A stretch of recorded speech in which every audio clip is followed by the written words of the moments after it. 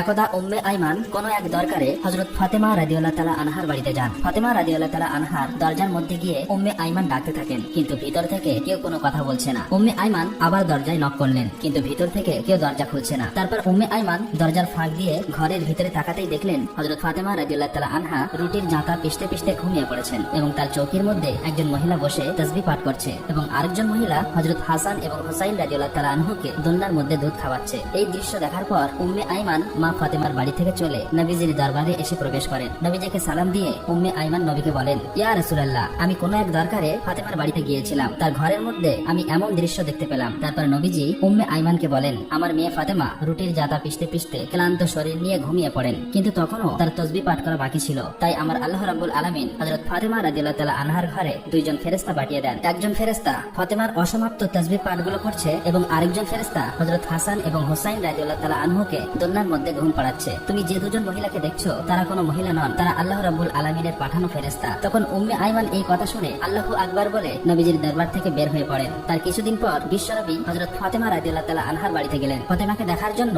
নবী যখন ফাতেমার ঘরের মধ্যে প্রবেশ করলেন তখন ফাতেমার মুখটা অনেক মলিন দেখাচ্ছিল। আমার নবী ফাতেমাকে জিজ্ঞেস করলেন, মা তুমি কি অসুস্থ কিনা, তোমার মুখটা এত মলিন দেখাচ্ছে কেন? তখন মা ফাতেমা বলেন, আব্বাজান আমি অসুস্থ নই, কিন্তু আজকে দুদিন যাবত আমার ঘরে কোনো চুলায় আগুন জ্বলে না। আজকে দুদিন যাবত আপনার আদরের নাতি হাসান এবং হুসাইন না খেয়ে ক্ষুধার যন্ত্রণায় তারা দুই ভাই গলাগলি করে কাঁদছে। এবার আমার নবী ফাতেমাকে বলেন, মা দুঃখ করো না, ধৈর্য ধরো, নিশ্চয়ই আল্লাহ রাব্বুল আলামিন আমাদের সাথে আছেন। এই বলে বিশ্বনবী মা ফাতেমার ঘর থেকে বের হয়ে পড়লেন। পরের দিন এক সওদাগর হযরত আলী রাদিয়াল্লাহু তাআলা আনহুকে একটি কাজের জন্য ডাকেন। কাজটি ছিল এমন যে ওই সওদাগরের উটির পিঠ থেকে তার মালামালগুলো বাড়িতে নিয়ে পৌঁছে দেবেন। হযরত আলী রাদিয়াল্লাহু তাআলা আনহু এই কাজের বিনিময়ে কিছু দিরহাম পেলেন। এই দিরহামগুলো নিয়ে তিনি দোকানে গেলেন। তারপর দোকান থেকে কিছু আটা নিয়ে মা ফাতেমাকে দিলেন। তারপর ক্লান্ত শরীর নিয়ে হযরত আলী রাদিয়াল্লাহু তাআলা আনহু ঘুমিয়ে পড়লেন। মা ফাতেমা আটাগুলো জাতার মধ্যে পিষে ওইগুলো দিয়ে রুটি তৈরি করে তারপর হযরত আলীকে ঘুম থেকে ডেকে তারপর ওই রুটি সকলে মিলে খান। সকলেই খাবার শেষ হবার পর মা ফাতেমা কিছু রুটি আবার নবীজির জন্য নিয়ে আসেন। মা ফাতেমা নবীজিকে রুটিগুলো দিয়ে বলেন, আব্বাজান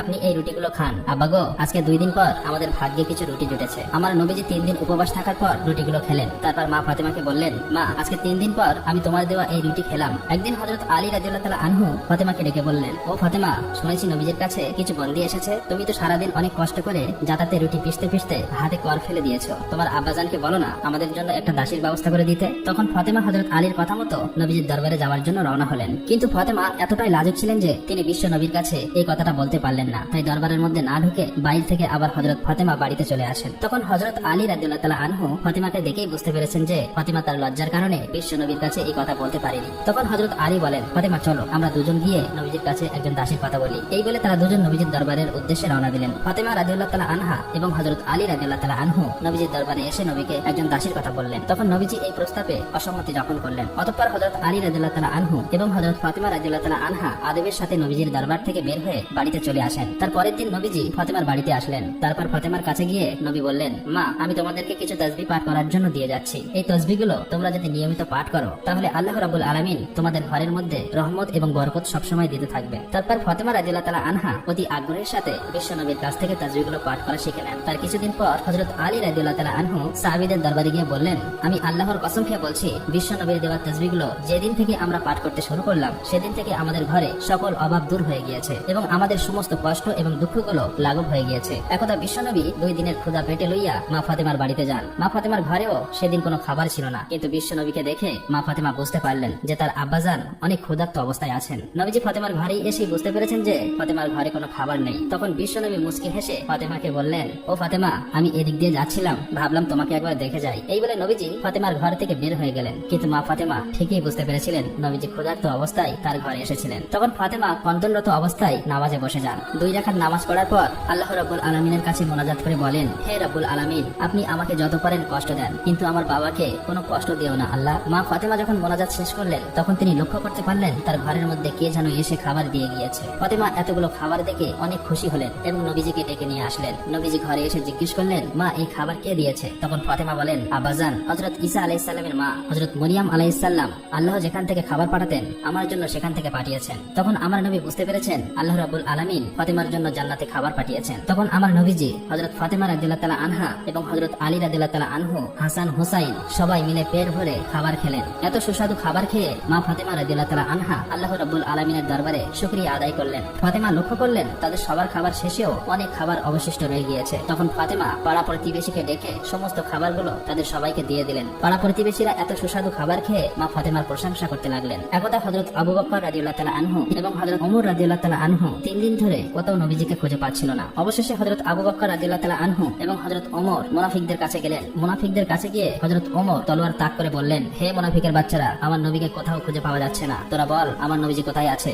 না হলে সবগুলোকে আজকে আমি কতল করে ফেলবো। তখন মুনাফিকরা বলতে লাগলো, হে ওমর, বিশ্বাস করো আমরা কোথাও তোমার নবীকে দেখিনি। তখন হযরত আবু বকর রাদিয়াল্লাহু তাআলা আনহু ওমরকে বললেন, ওমর চলো আমরা সামনের রাস্তাটায় যাইয়া দেখি, যেখানে কিছু রাখালরা থাকে তাদেরকে জিজ্ঞেস করলে হয়তোবা দয়া নবীর খোঁজ পাওয়া যেতে পারে। অতঃপর তারা দুজন মিলে সামনের দিকে হাঁটা শুরু করলো। কিছু দূর যাবার পর তারা কিছুটা রাখালকে দেখতে পেলেন। হযরত ওমর রাদিয়াল্লাহু তাআলা আনহু রাখালকে জিজ্ঞেস করলেন, তোমরা এদিক দিয়ে আমাদের বিশ্ব নবীকে যাইতে দেখেছো? তখন রাখালদের পক্ষ থেকে একজন রাখাল বললেন, আজকে 3 দিন যাবত পাশের গুহায় একজন লোক কান্না করে চলেছে। তার কান্নার জন্য আমাদের পশুগুলো আজকে 3 দিন যাবত কোনো গাছ পানি খাচ্ছে না। দুগ্ধপায়ী পশুর বাচ্চারা দুধে মুখ লাগাচ্ছে না। মনে হচ্ছে আমাদের পশুগুলো যেন 3 দিন ধরে কান্না করছে। ভাই, তোমরা তোমাদের লোককে নিয়ে যাও, তাহলে হয়তোবা আমাদের পশুগুলো আবার আগের মতো খাবার খাওয়া শুরু করবে। এবার হযরত আবু বকর রাদিয়াল্লাহু তাআলা আনহু হযরত ওমরকে বলেন, ওমর, যার কান্না শুনে পশু পাখিরা পর্যন্ত খাওয়া দাওয়া ছেড়ে দিয়েছে, সে আর কেউ হবে না, তিনি আমাদের নবী হযরত মুহাম্মদ সাল্লাল্লাহু আলাইহি সাল্লামই হবে। তখন হযরত আবু বকর নবীর খোঁজে গুহার দিকে চললেন। আবু বকর এবং হযরত ওমর রাদিয়াল্লাহু তাআলা আনহু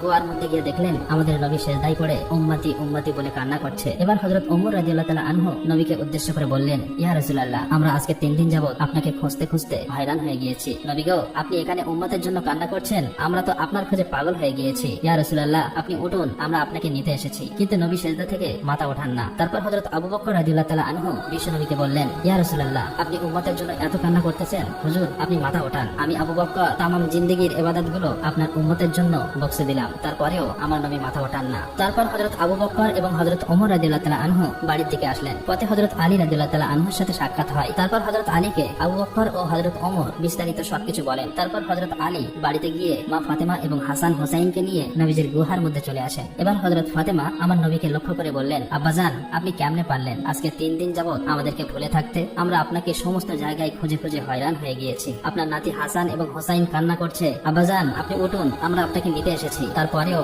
আমার নবীজি মাথা ওঠায় না। এবার হযরত ফাতেমা রাদিয়াল্লাহু তাআলা আনহা আমার নবীকে বললেন, ইয়া রাসূলুল্লাহ, আমি ফাতেমা কথা